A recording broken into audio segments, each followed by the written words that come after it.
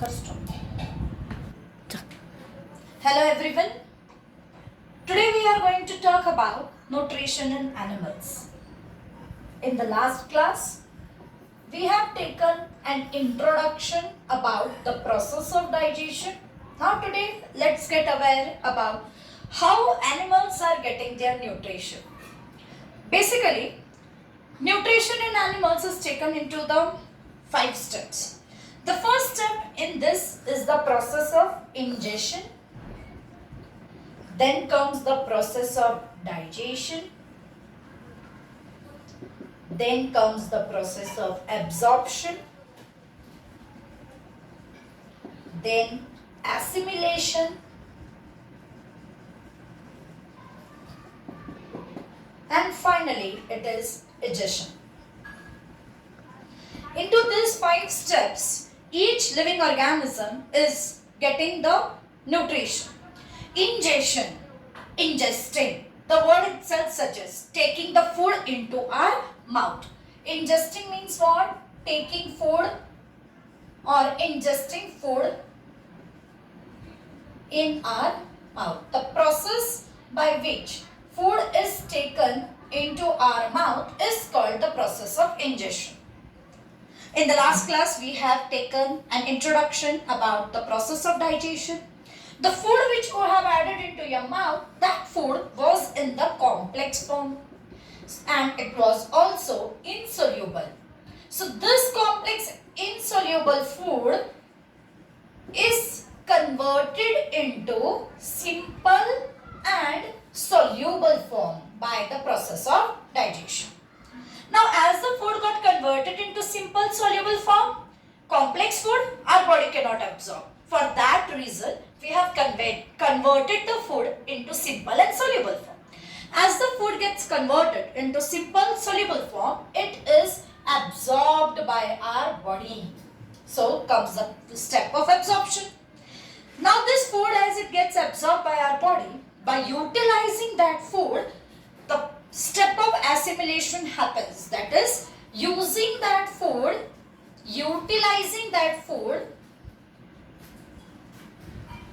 for producing energy, also for the growth and development of our body.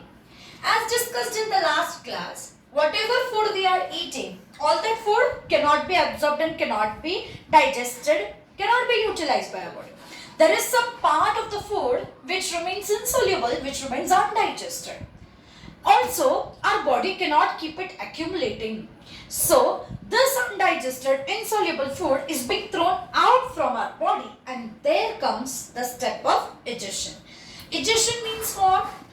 Throwing out the undigested food. Throwing out the undigested food means digestion. These are the 5 steps by which every living organism acquires the nutrition. Now we are going to discuss in detail each step. First, we are going to talk about the process of ingestion. Ingestion is the process by which we consume the food, we ingest the food. As we are taking the food into our mouth, what is present in our mouth? Remember the last class, we have discussed digestion happens by 2 methods, physical and chemical method. So as we are adding the food into our mouth, which process will start here? Yes, the physical method will be proceeding, which describes the role of our teeth in the chewing and grinding of the food. Now let's discuss about the teeth, the structure and the number along with its function in detail.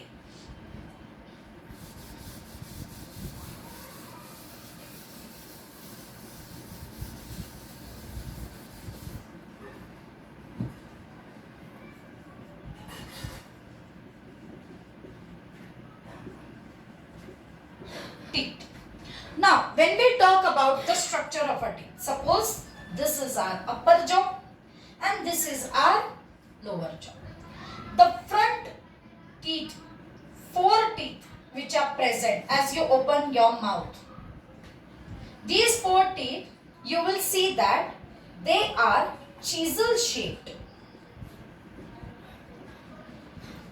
And they are used for biting and cutting the food. There are 4 in each jaw. There are 4 in each jaw. So these teeth, as you open the mouth, the front 4 teeth, 4 in the upper jaw, 4 in the lower jaw, which are used for the biting and cutting of the food, these teeth are called as the incisors. Here, scissor. Why we are using a scissor? For cutting. In that way, keep in mind that the incisors are the teeth which are used for biting and cutting the food. Now, immediately near to this incisors, one in this side, one in this side, means 2 in the upper jaw. Again, one at this side, 2 in the lower jaw. So here, these you can see it is a sharp and it is a pointed teeth. Sharp and pointed teeth. So these sharp and pointed teeth, what might be the function of them? You might have seen whenever we have to tear something, whenever we have to open something, at that time we don't use our front teeth, but we are using our side teeth because they are sharp and pointed. So these teeth are used for piercing, or we can say they are used for tearing. And these teeth are called as the canines. Now if we calculate the total number, right, like we have said that the incisors, they are 4 in the upper jaw and 4 in the lower jaw. Total makes up the 8. Then we discussed about canines, which are sharp and pointed. 2 in the upper jaw, 2 in the lower jaw, makes up the number 4. Now besides this, here are the teeth which are having flat base. They are big enough, not too big, not too small. They are having a flat surface. They are present 2 at the right side, 2 at the left side. Means in the upper jaw they are present 4 in number, in the lower jaw they are present 4 in number. They are used for chewing and grinding. These are used for chewing and grinding of the food. And these teeth, they are called as the premolars. What do we call them? Premolars. So, here comes the third member of our teeth family, that is the premolars. 2 in the upper jaw, 2 in the lower, means 4 in the upper jaw, we can say. 2 in the right side, 2 in the left side. 4 in the upper jaw, 4 in the lower jaw, makes up the number 8. Again, besides this premolar, there are 3 teeth which are big enough, having a flat surface, and their function is also the same, that is chewing and grinding. So here 3 on the right side, on the left side 3 makes up. So makes up 6 in number in the upper jaw and 6 in the lower jaw. So this member is the molars. They are 6 in the upper jaw, they are 6 in the lower jaw, makes up the total number as 12. Now, if we calculate this number, how much is the total? 12 plus 8, it is 20. 20 plus 4, 24. 24 plus 8, 32. That means how many total teeth we are having into our mouth? That is 32 teeth. I hope this is understood to you people. These are the functions of the teeth. Let's recall it once again. In our mouth, upper jaw and lower jaw. In the upper jaw, as we open our mouth, you have to sit with the mirror into your hand and observe your own teeth. Make sure you are brushing your teeth and observing them. The front 4 teeth in the upper jaw and in the lower jaw, what are they called as? Yes, very good. They are called as the incisors. Their function is cutting and biting.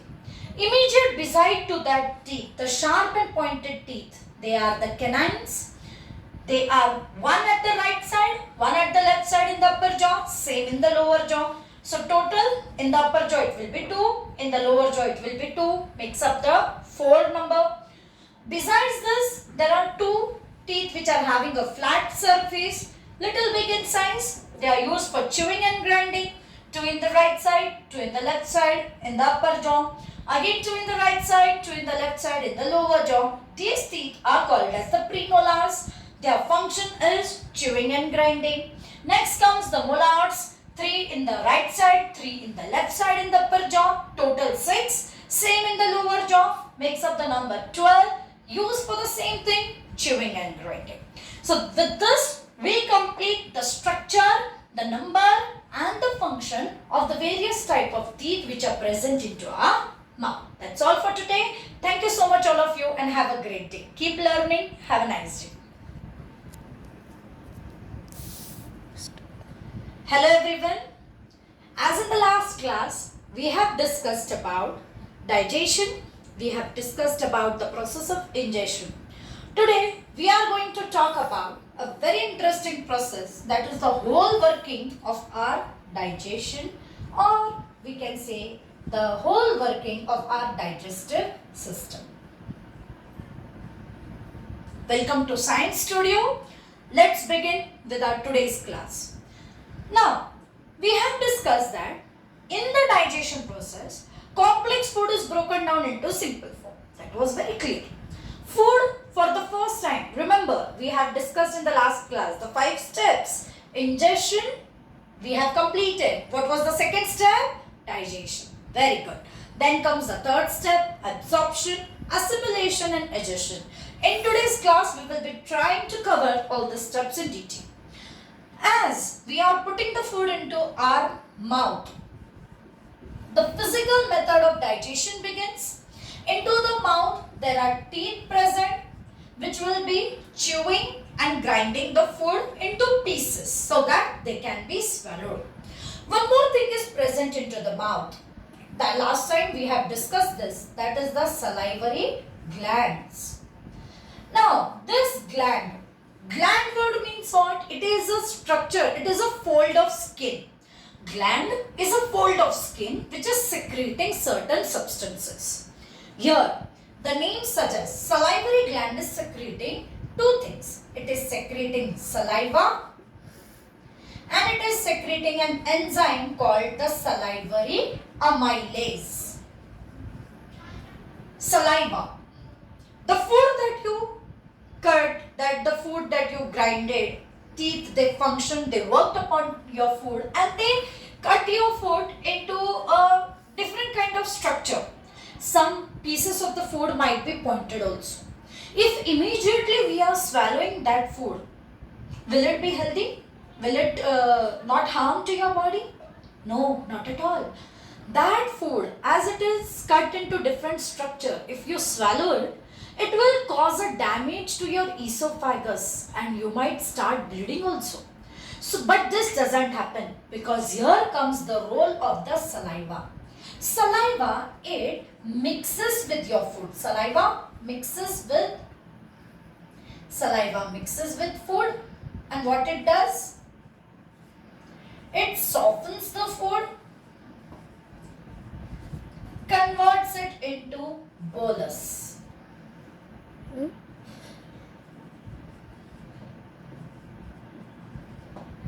Ball-like structure so that it can be swallowed. Now, salivary amylase. What will be the function of this salivary amylase? I am writing here this side. Salivary amylase. The food that you have eaten, that is containing carbohydrate, protein, fats, vitamins, minerals and so many complex substances. As the food is going into your mouth, this salivary amylase, if that food is containing carbohydrate,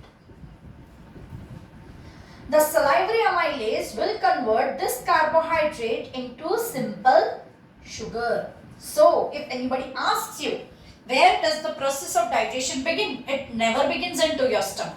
It always begins from your mouth. Your complete digestion is not there, but partial digestion of the carbohydrate happens. Also, you might have noticed whenever you are eating a piece of chapati or some bread, immediately if you drink some water, a slightly sweet taste is there, and that is because of the carbohydrate partial conversion into the simple sugar. Now, here was the function of the mouth. I hope it is clear. The food now passes into the next channel, that is the esophagus. Esophagus is also called as the food pipe. Food pipe is completely muscular. Here happens the process of peristalsis.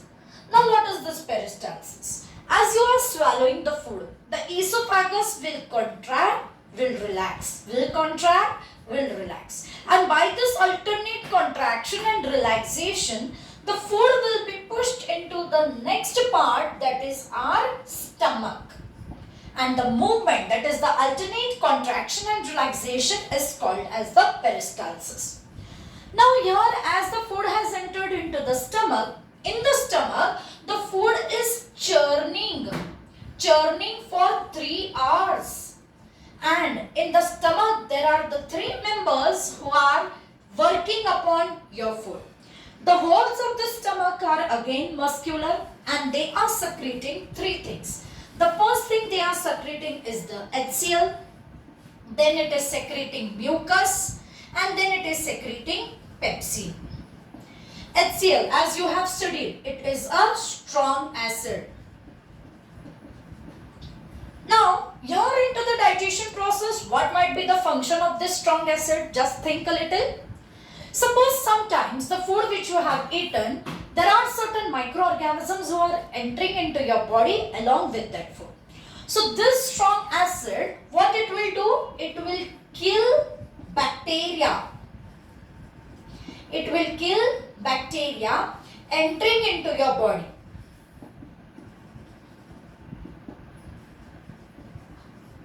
Entering into your body through what? Through the food that you have eaten. As the name suggests, HCl, it is a strong acid, and we have discussed stomach is completely muscular. So, will it not have an impact onto the walls of our stomach? Definitely yes. It will damage the walls of the stomach and we might suffer with the ulcers. But this doesn't happen because here comes the second superhero of the stomach, that is the mucus. This mucus will line up the stomach immediately so that the strong HCl does not have any bad impact onto the walls of the stomach. So the function of the mucus is the protection of the stomach from the HCl. Now initially this pepsin enzyme is inactive. It is sleeping. It doesn't get any indication.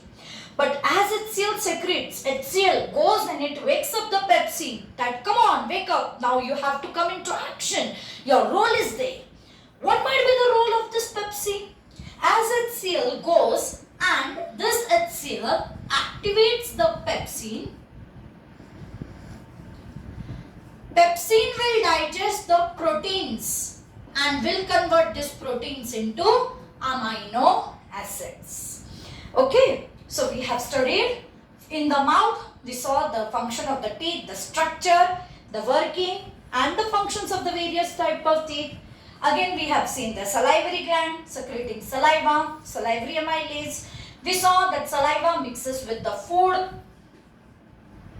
and it softens the food, converts it into bolus. Salivary amylase here converts carbohydrate into simple sugar, glucose. Food goes into the esophagus, that is the food pipe. It is muscular. By the peristaltic movement, food is entering here. Peristalsis means what? Alternate contraction and relaxation. From here, food is going into the stomach. In the stomach, the food is being churned for 3 hours. Again, here comes the role of 3 things: HCl, mucus, and the pepsin. I hope it is clearly visible to you all. HCl, it is a strong acid. It will kill the bacteria that have entered into your body along with the food. Also, it can damage the walls of the stomach because it is completely muscular. But the mucus protects the stomach. It doesn't allow the HCl to have a bad impact onto your walls. Pepsin, initially it was inactive. As HCl comes, it gets activated and it breaks down proteins into amino acids. I hope till here it is clear. In the next class, we will be learning from the stomach where the food is going. That's all for today. Thank you so much everybody. Have a great day ahead and happy learning.